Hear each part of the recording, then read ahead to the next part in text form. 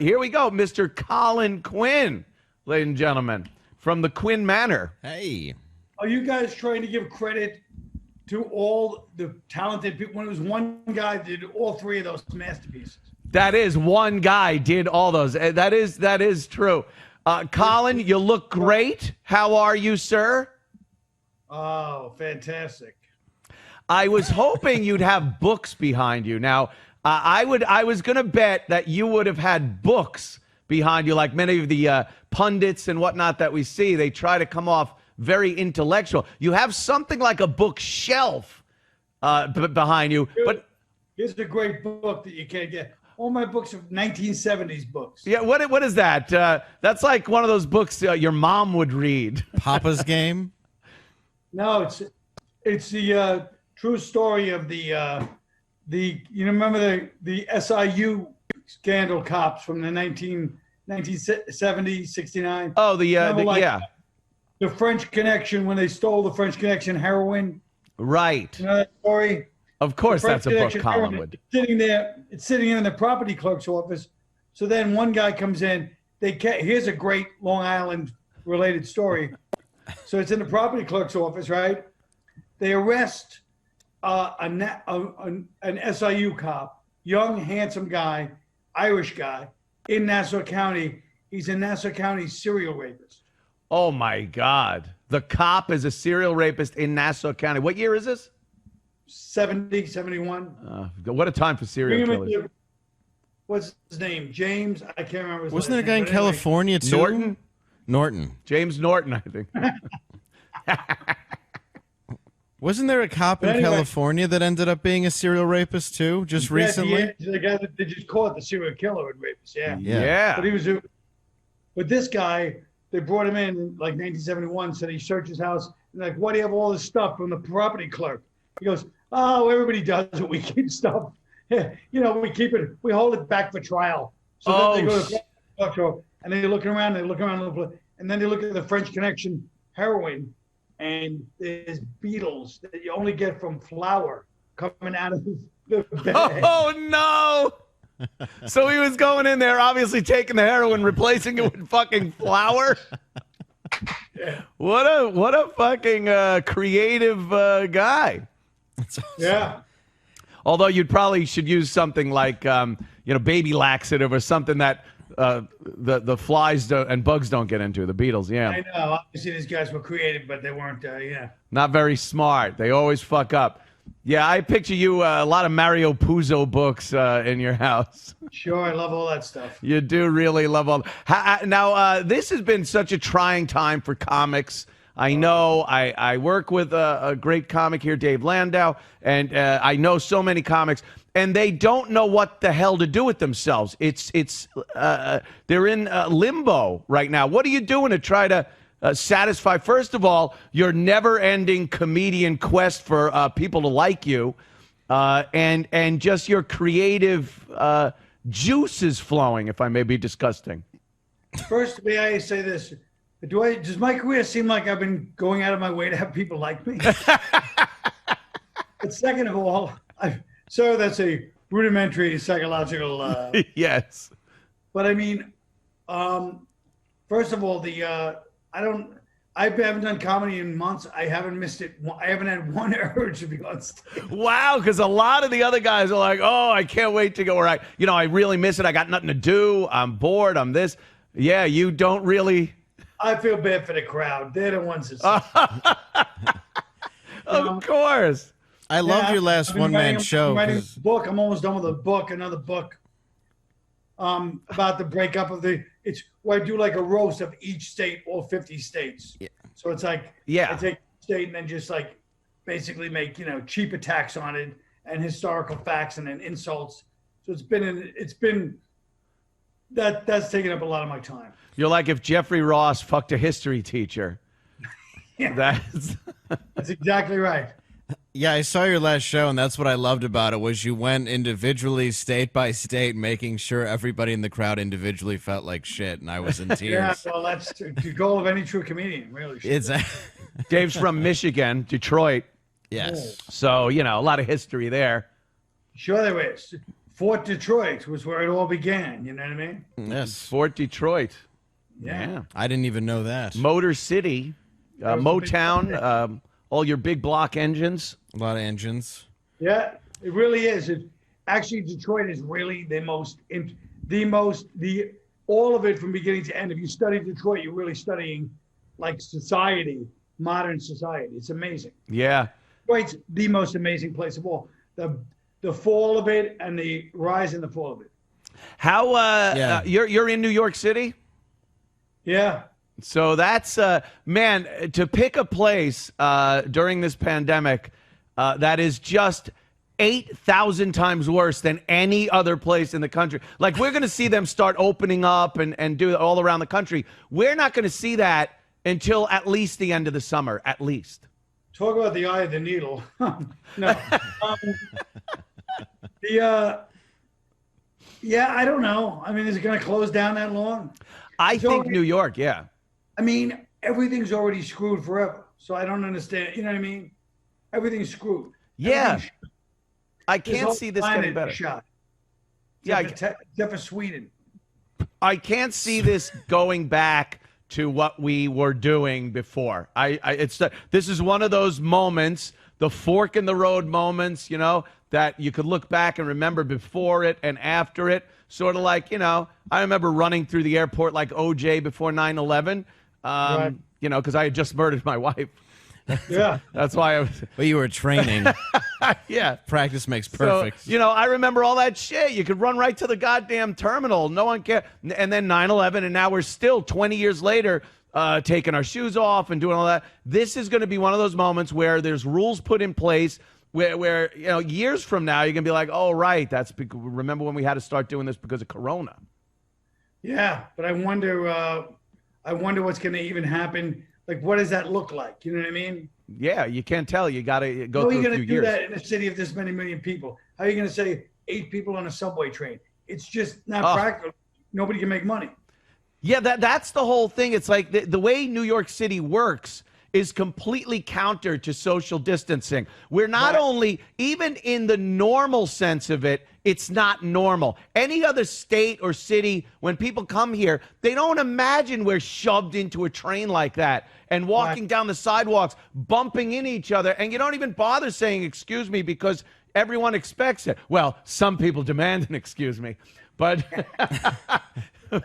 but we aren't very normal in that sense. So going back to the normal way New Yorkers go just isn't conducive to this social distancing. Well, every city. Look at Japan. They have shovers. They push them in the subway like that. Right. Yeah, there are people that their job is to shove people into their subway system. Yeah, or rip them out violently. Right. It's not. I don't think they cared about their people before. I don't Right think it's now, going to they're start like, now. I'm screwed. Those shovers are like, you believe it? We're screwed. Yeah. What are you going to do? You think people want to be shoved by you? Yeah. How do you think Trump's been handling it as commander in chief?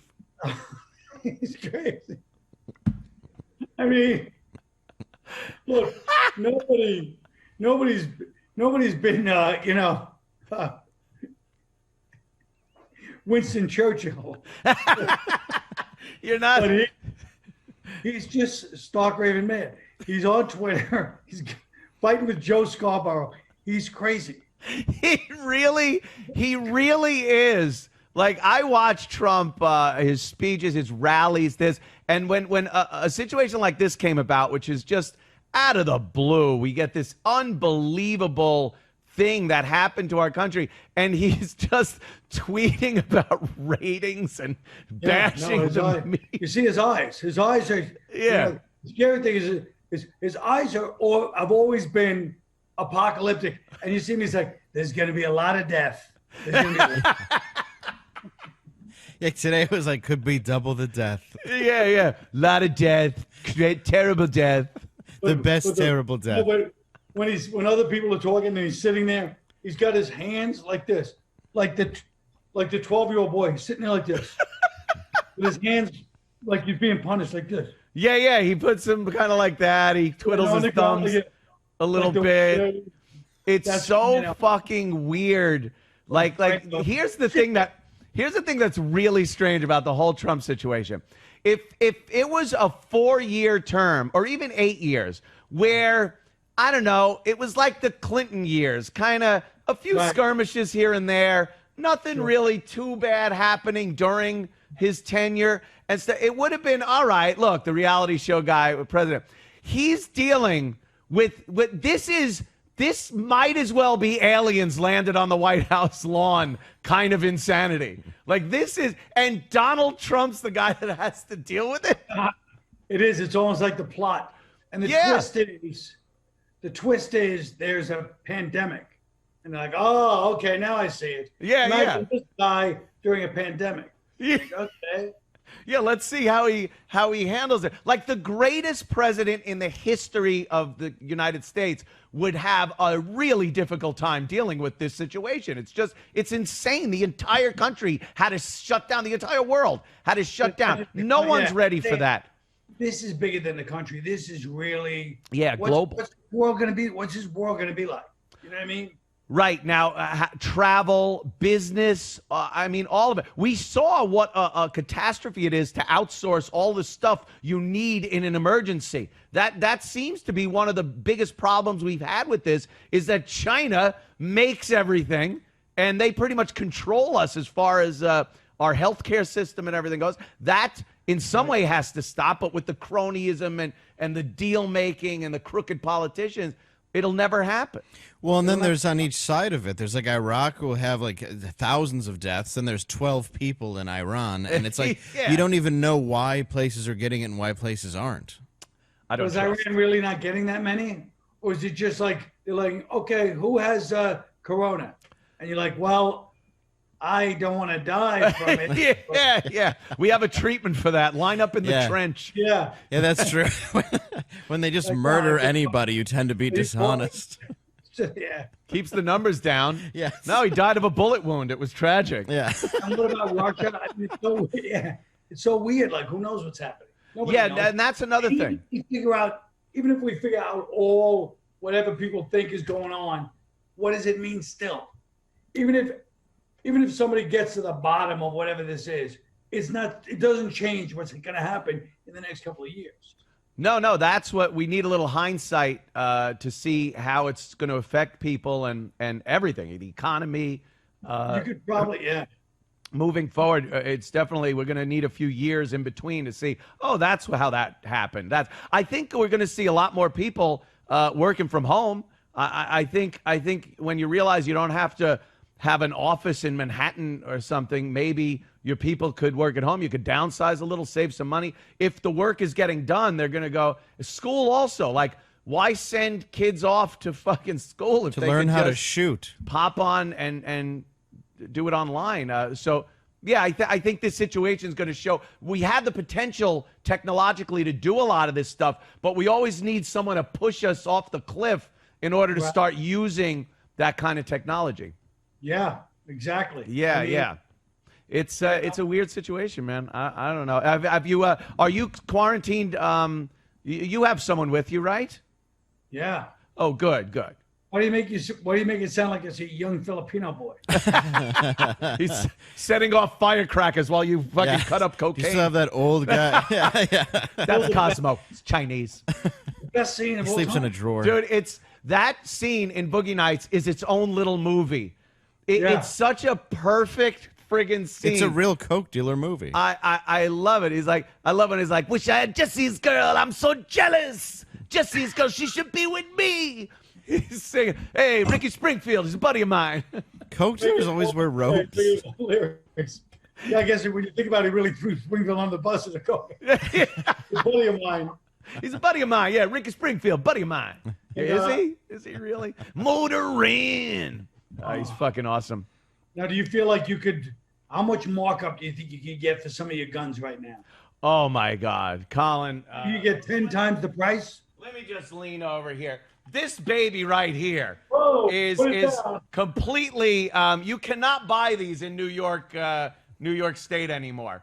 This is a SIG 5.56, just a wonderful rifle. Got an ACOG scope on there. for picking off anything. Your zombies, your mutants, your aliens. Iran COVID patients. Yeah.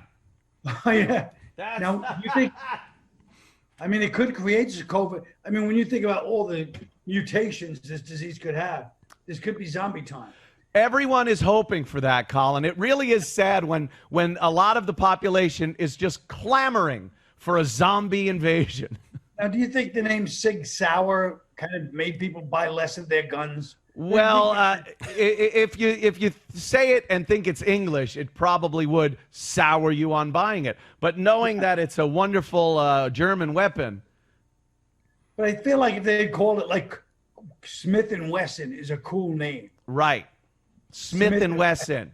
Yeah, an American name like that. Remington. Seth Sauer is like a bad candy. Yeah. Sig. You don't want that in your mouth. I have a bag mouth. of Sig Sauers. Don't take all the watermelon. Hey, did you ever think about like the earliest like guns, like the fact that the armory was where like the whole Constitution started. Yeah. They were trying to get into the Springfield Armory. So I guess Springfield was like the only big gun manufacturer then. You know the history of guns. Yeah, a lot of I've watched so many documentaries on the evolution of guns, and it's always fascinating. I'm amazed at that. But it's an interesting thing to bring up because when you get people that are trying to have the Second Amendment repealed and all that, one of their biggest arguments are, well, the founding fathers never knew that weaponry would reach that point. And they would have put some kind of safety in place. It's like, no, the arms they were talking about people bearing were exactly what the military had at the time. They didn't say you had to have weapons from 50 years before the musket. If it was the musket or the flintlock, people had exactly what the army had. You could literally own a cannon back then. They didn't give a shit what arms you were bearing. And over their lifetime, they saw the progression of weapons to the point where they had to know that in 100 years, 200 years from then, weaponry was absolutely going to be quite a different thing than what they had written the Second Amendment on. But they never put that little caveat in place to regulate it once the technology got better. Now, did you? They didn't even have the word technology back then, probably. No. Now, did you? Now, gun sales have skyrocketed, right, since the past month or two. Yeah. But I mean, I'm in Manhattan, so I can't buy a gun. But I immediately went to the hardware store and I bought an axe and a mallet. Mallet. What are you, a cartoon character? You're gonna bonk someone on the head. You gonna hit the coyote? He's gonna hit. They're gonna look for a suspect with one giant bump on the top of his head. So I have a knife. I have an axe, and everything strategically placed in different parts. Yeah. Well, you know what? But the sad thing is, I've had this since I was 15. Yeah, of course. You always think you're gonna have to defend yourself, so you stash weapons. Yeah.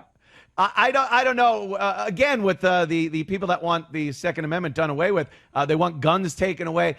They don't realize what the next step is. People are still going to want to kill and rob people. Now, instead of being on equal footing, a petite young woman with a little 38 handgun or whatnot, now you take that away from her. She has to literally learn how to knife fight now with some guy. Why would you want to put someone in a position where now you have to be like West Side Story and dance and sing and stab people?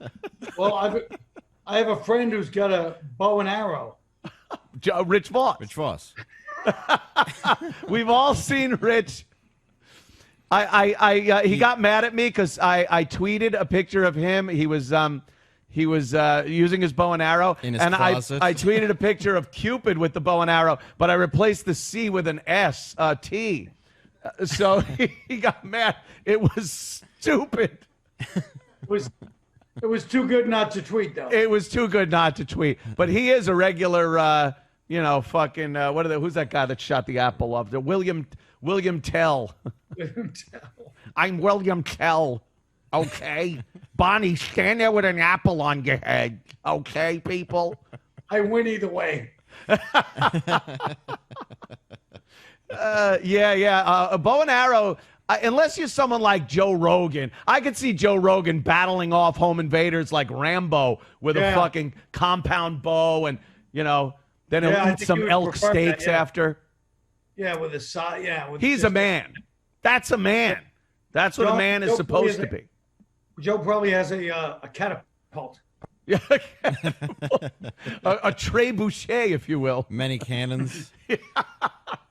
Yeah, I would like. Do you feel like you want to build like a moat around the house or anything? Build? It's already there.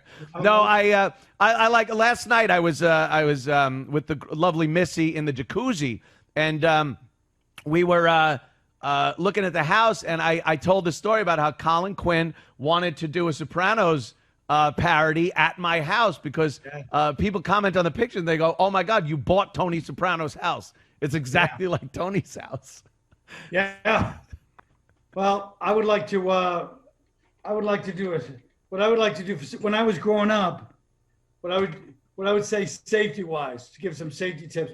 When I was growing up, if I was living in a house, I would put karate trophies on all the windows. See, that's an easy, simple, inexpensive way to keep home invaders out. They would look and go, even if he's bullshitting us, we'll just go next door. A common thing in Detroit is to put up a sign that says, like, I shoot first and ask questions later. There's always a threat of a gun in the window. Very blunt. Of course, next to a sign that says E, that says you help children. But yeah, they always let you know there's a gun in the house instead of an alarm system. I thought everybody in Detroit would assume there was, Yeah, you do assume. True. Yeah, everybody has Detroit. one. And did you grow up in that little Polish neighborhood? No, Hamtramck, not too far from there, but yeah, I grew up in the Grosse Pointe, Detroit border, like the last house. So I didn't know Grosse Pointe had a Detroit border. Now I have no faith in it. I thought Grosse Pointe was way far away. No, it's like it borders Detroit. If one side of the street is pretty nice, and the other one is where you buy drugs. It's how I got hooked on them back in the 90s. Bugs the rest of the country more than your stupid mile system out in Detroit. Oh, yes. Yeah. Oh, yeah. It's the worst. It's infuriating. 12 miles. Like, shut up. Not as bad as the hub system of Boston. I got to be honest. That fucking hub system, you could get lost going anywhere when you're driving around the Boston area. Nothing makes sense. You're going, at least I'm heading north. I know I could get to fucking Vermont if I just head north. And then all of a sudden you're just heading fucking east again because you went around on 128 or whatever it is. Brick road like you're hunting Jack the Ripper. Yeah, you're right. I noticed that I feel like they move their suburbs every week. This week, Newton, and the next week it's... Yeah, and then they just put another ring of road around that like a big fucking bullseye. It is a pain in the ass, but at least everyone stays in their own areas. Oh, Detroit, Boston, you mean? Boston. Boston has just accepted segregation, and they're fine with it. They just segregate their neighborhoods, and no, that's not but I mean, Boston is completely. People just keep moving further. They just keep inventing new towns in Boston. Is that what it is? I'll tell you who's the funniest guy when he starts referencing Boston is DePaulo. Oh, yeah. He used to be a salesman, a meats and shrimp salesman. So he went to every town in Massachusetts and Rhode Island. And he knows, like, he'll just throw out a reference to a town, and the whole crowd up there is like, he'll do like 100 in a row. He knows, man, yeah. Every little, it's crazy. Could you imagine Nick trying to sell you some meat? Oh, yeah. And shrimp. Yeah. Just, it would seem like he's muscling you to buy it. Yeah. Like a mob.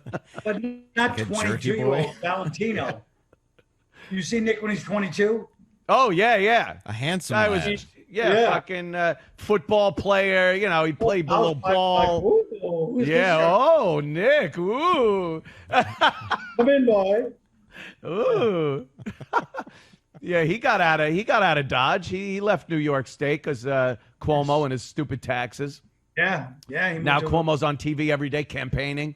I know. Yeah, we were making fun of him the other day. Everyone is talking about the masks. We need masks. Please send in masks. Makes a collage. And then everyone made masks, homemade masks. These little kids are sewing them, and mothers and housewives are taking their time. And then he hangs them up on a big bulletin board at his fucking press conference and goes, look how many people made masks. It's like, shouldn't you be handing these out, not using them as a campaign poster? The Batman one is for a child. Look at that. There's this fucking collage.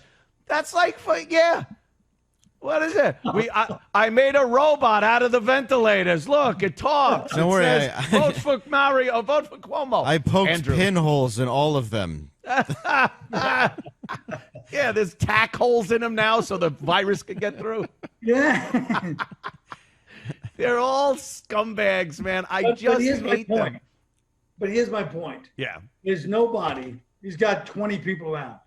There's nobody who goes, hey, this is going to look kind of weird. You know, we asked for these masks and now Yeah, no one said, this isn't the AIDS quilt, asshole. People need these things. No one says anything to anybody like that.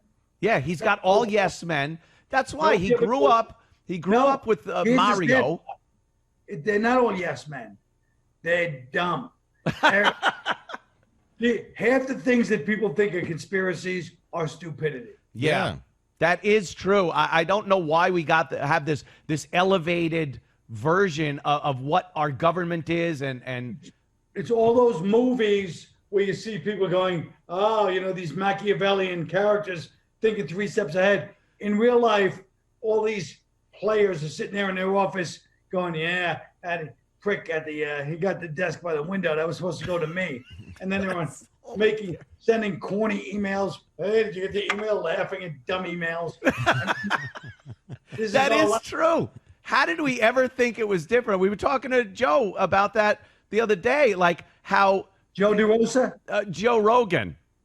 Okay. I did talk to Joe DeRosa last night, though. It was very, very funny. I am glad that Joe DeRosa doesn't get the name Joe. He doesn't deserve it. Yeah, the single, like, share or seal. Right. He's not Joe. Joe Rogan is Joe. Joe DeRosa is Joe DeRosa. Ugly kid is Joe. Ugly kid Joe. Yeah, we were talking about how we growing up as a kid, you assume that adults know something, that they're smart, that reaching adulthood is giving you this wisdom that comes with age. And then when you get older and you look around and you see everyone, you realize, oh, shit, no, it's the same dopes that I was going to school with, that I was working in the trades with, the guy that would, stop working at noon so we could go to the strip club. Yeah, things like that. All right, pack it up, guys. Those are still the people that are in the CIA. Those are the people that are watching over us, and I don't know why it gives us some comfort, I guess, to think as you're growing up that they know something that you don't, but they really don't. Yeah, no, I mean everybody starts out with the best of intentions, but everyone's neuroses take over, and then nobody sees the insanity, and then we all end up, doing these certain things. We're like, no. And everybody can see each other doing it, and nobody can see what's going on. How about everybody endorsing Joe Biden when he obviously has some sort of dementia going on? I mean, and no one says, look, I don't want to endorse him because everyone knows this guy's out of his mind, and I don't want to look like an idiot saying he should be president. But no one, they all hop on board. Yeah. Well, I mean, he's physically, he's not going to last. No, I don't think physically. You're right that he could even do it. Did you see the clip on MSNBC the other day where he just made a noise? They asked him, what's her name? That woman there that's married to Joe, not DeRosa or Rogan. Morning Joe, that guy. Mika. She was asking Biden some questions and asked him like something about his papers that are at I forgot where it is. Maybe what university is that? Harvard, maybe? I don't know. Irregardless. No, I think you went to Delaware State. Delaware, that's right, Delaware. And they're like, well, if we look at these papers, will we see anything from this woman that accused you? And he just went, and stared at the camera. And you're like, how the fuck is this guy even going to do a debate with Yeah. anybody. Nevertheless, Trump's a mental patient. He'll come out and say anything to you. He'll have that woman Tara Reid in the front. He'll have the woman Tara Reid in front and the actress Tara Reid in front just for extra measure. Yeah. He'll have every Tara Reid.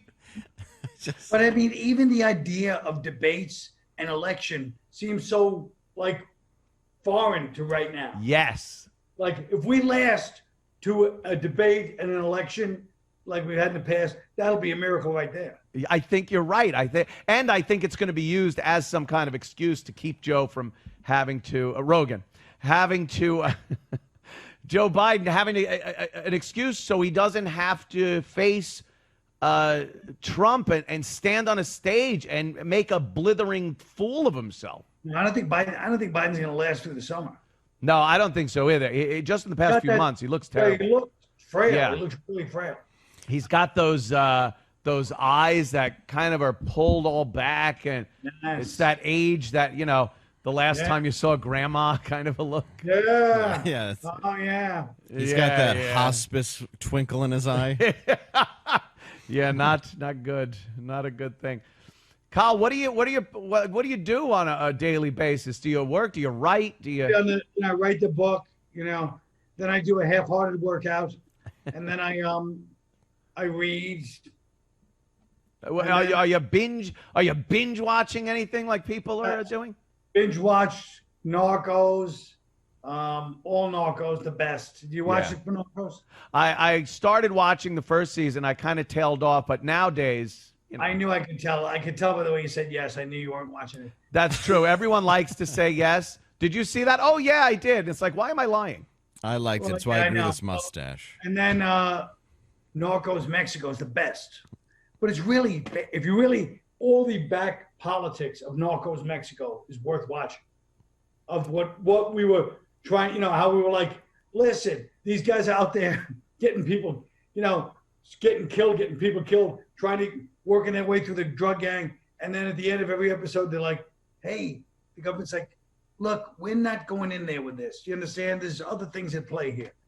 It's really interesting, like the story of the drug cartels are fascinating. It's just a thing we really can't grasp up here because the amount of dead people, the amount of money and power and corruption that goes on is something we can't even fathom. Well, the mob wants to hide bodies. They really want to hang them over overpasses with no head on them. I mean, it's astonishing. So every fucking death is a message. Yeah, pull up to Sandals Resort and leave 6 corpses out front. It was like when you guys wanted afternoons. No shit. Remember when the dating game and the newlywed game used to send people there? It was like, you'll be whisked away to beautiful Medellin. Yeah. And you're like, oh, and it was a big thing. You're like, oh, we're going to Colombia. You'll rent a jet ski and one of you will come back. That was back in the day. They didn't care. Puerto Vallarta, Mexico. Yeah, the rooms had no locks on them. It was crazy. Yeah, it was fucking awesome back in the day, I guess. Howard Johnson's and stuff. Yeah, you and your chaperone. But then again, when you got guys like Rodney Alcala as one of the dating game winners, you know, I'm sure they scared the people of Medellin. They're the best. The guy's like smiling. You see when he won the thing? Yeah. He was, a fucking murderer. And I think that's an indictment of women. They have to look at that. Like, we have to look at our toxic masculinity, but they have to look at their toxic femininity, that he won the dating game against 2 nice guys. Right. Obviously, they were nicer. Like, you don't even have to know who they were, really. It's like, there's something about number 1. Yeah. He's just so confident. All the double entendre questions. Oh, yeah. Oh, if we went on a date and you were a chicken and I was a fucking... Oh, okay. I love it. Somebody else on there and one. Who else was famous that won that game? Yeah, they had a bunch of famous guys because that was all cast. You know, they would go out on casting calls. These Steve Martin, I think, was on it once, and Arnold Schwarzenegger. I think Love Connection did that too, where they had a serial killer on or something. Did they? Yeah, fucking I killer. could be wrong.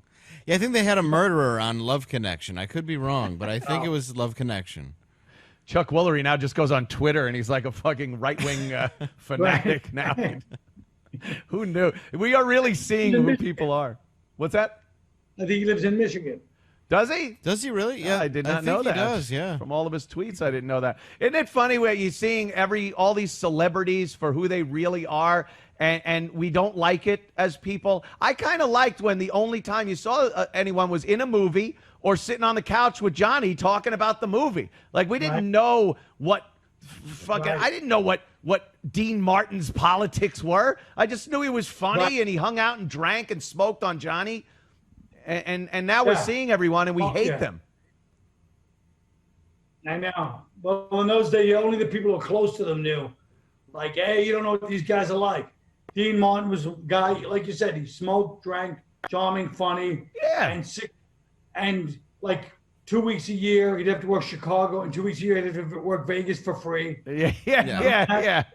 Maybe you could get some of your friends to entertain. You know those guys. Anything for my godfather. You know, if those guys didn't, I guarantee for all their success, Dean and even Frank had to do at least 3 daughters' birthday parties. She's 18. She's your biggest fan. Yeah. Fly out and just perform. And they're in the middle of a living room singing by themselves, going, I just got to do this. While clandestine meetings are taking place behind oak doors. Every wish is being granted except Frank's to not do that party. And the daughters don't even like them. They don't even know. Who's he? They're into the Beatles. I want Elvis. They just wanted Mick Jagger. They're watching this crooner. You couldn't get Elvis for us, Dad? Ming, you fucking Elvis. Sammy's tap dancing. They don't even want him in the house. Yeah. Oh my God, that's hilarious. That's the fucking old school. What are you gonna do? That's the way it was back in the day. They were all authentic though, at least in the sense of they were drunk on and off. They were partiers, and even Frank Sinatra was fairly open about his politics and his belief on religion. It just wasn't forced on you. Went back and forth, but I mean, they were, as far as their party, probably Sinatra, who was like the biggest playboy of all, he probably got laid as much as the average comic middle in the 90s. Yes. There was no sex in those days. Yeah. Right. People were like, whoa. Yeah, you had to have a kind of a relationship a little bit. Like the papers would take pictures of who Frank was going to the movie premiere with. Like, it wasn't just a one-night stand, Frank's fucking some woman from Canarsie. Well, no, they used a lot of escort services. Even celebrities did. And even Don Rickles talked about it. I think it was Phyllis Diller in that movie, Mr. Warmth, where she's like, we just kept telling Don that he needs to date somebody who's not a call girl, because that's the only people he was fucking for a while. Hey, they had their urges. Yeah. Back in the day. I won't fault them. But it is interesting. You can walk down the street now with Sinatra's fame and not get, something. That's so funny. They all used escorts, even like Johnny Carson. They all did. Yeah, they don't give me no hassle afterwards. Yeah, they don't yap. They don't want something from you. I'm not going to tell my wife. Yep. My wife Joanne or Joanna or whatever the other fourth one was called. Even Charlie Sheen was like, I pay him for, well, I guess paid him for AIDS, but then he said he'd pay him to leave, not for the sex. Yeah. Well, I just hear a story about Bob Hope that he was he kept 8 girls in some building in the valley in Burbank or something near NBC, and he had 8 mistresses that he paid for all the time, and his wife gave him for it. Yeah, they ran things a little differently, and there just wasn't accessibility to people with what social media has done and everything. It's made celebrities accessible and humanized them, but we never wanted that. Like, Hollywood was supposed to be a special place and everything. I often say, I don't think what's his name? Who played Rhett Butler in Gone with the Wind? Clark Gable? Yeah, Clark Gable. Do you think Clark Gable ever had to read one thing that said, your movie sucks, fuck you, you got big ears, you're stupid? Like every letter had to go through 10 people at MGM before it even got to Clark, and it never got to Clark. He just made movies and assumed everyone loved them, and that was it. Now you could literally tell these actors to their almost to their faces, to their Twitter avatar, how much you hate them and they suck. Yeah. Well, and then Clark Gable and them. The only time it would happen is they'd be at a bar off the set. Hey, we're going into town today. You know, we're going into Santa Fe in the middle of some western they're shooting, and they go in there, and then some guy walks up to the table. You stink. A couple of Navy guys. Yeah. Punch it out. My friend was telling me, an old school guy, and he was bartending back in the '60s. And Robert Preston, you know who Robert Preston was? He was the Music Man. Oh, okay. Oh, yeah. He was like this kind of like, only he looked like Rip Taylor. A triple threat. Yes. And Song and dance man. He kind of spoke like this. And he said he was at his bar, and these two guys were drunk. And they go, Robert Preston, you fairy. Robert Preston, you little fairy. You suck. And Robert Preston finally got up and stood up and beat the shit out of both of them. And it probably looked amazing when he was beating them up. High kicks. My friend was a pro boxer. And he goes, I'm telling you, Robert Preston could fight. He goes, I don't know where You got to know how to fight back then. That's what it was. Yeah. Oh. Yeah. I Especially miss if you those remembered it like that. MAGA days. That's the MAGA. It would be interesting, though, with social media now. Yeah, Lenny Bruce wouldn't even be reading court transcripts. It'd just be him reading Twitter. Yeah, Twitter People and not fucking getting arrested. Yeah, man, dig this. Okay? dig this. Yeah, look at what this cat had to say. Jesus Christ. I love that. Colin, you're a gem, a national treasure, and a saint on earth. Thanks for coming on the program, man. Thanks for having me. Thank you. And be well, quarantine, and we'll see you as soon as we can. You know, back in the world, whatever that might be when we get back to it. All right, Carl. Yeah, this may be us for the next 10 years. You don't know. It's crazy. This is like what the future was supposed to be. I guess this is why. A virus. All right, Carl. Thank you, my friend. Take it easy. There he goes, Mr. Colin Quinn. Isn't he great? I love Colin. Fucking love Colin. Just sit and talk to him anytime, and it's a blast. He's a good guy. Good egg. They gave me a compliment at the Comedy Cellar, and it was like one of the most redeeming moments. Oh, really? Yeah, right? Certain people where you're like, that guy got what I did, and now I'm happy. Yeah. There are certain comics that if they get what you do, you give it more credence because it's like, oh, that guy, he knows what he's doing. Yeah, because they're the best. There's a certain level of comic that you just look at. And right. Did you ever watch his last special? Oh, yeah. I saw it live, as a matter of fact, at the theater. Oh, that's right. Yeah. Yeah, it was great. That was when James Franco was there.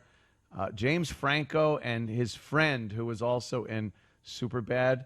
He was the guy that was really strung out on the drugs when the other guy was singing the song upstairs. I fucking love that guy. Yeah, he's like... when he's making him sing doo-wop song. Yeah. Yeah, that guy. It was like weird to see them together. It's like, oh, yeah. Well, you weren't in the movie. You were, but why are you friends? It's because they're all friends. Yeah, they're all friends. Yeah, I was with Allie, Dan Soder, and Michelle Wolf were there, and we watched it, and it was just fucking unbelievable. Yeah. He's just a brilliant guy. Really is. I love the call.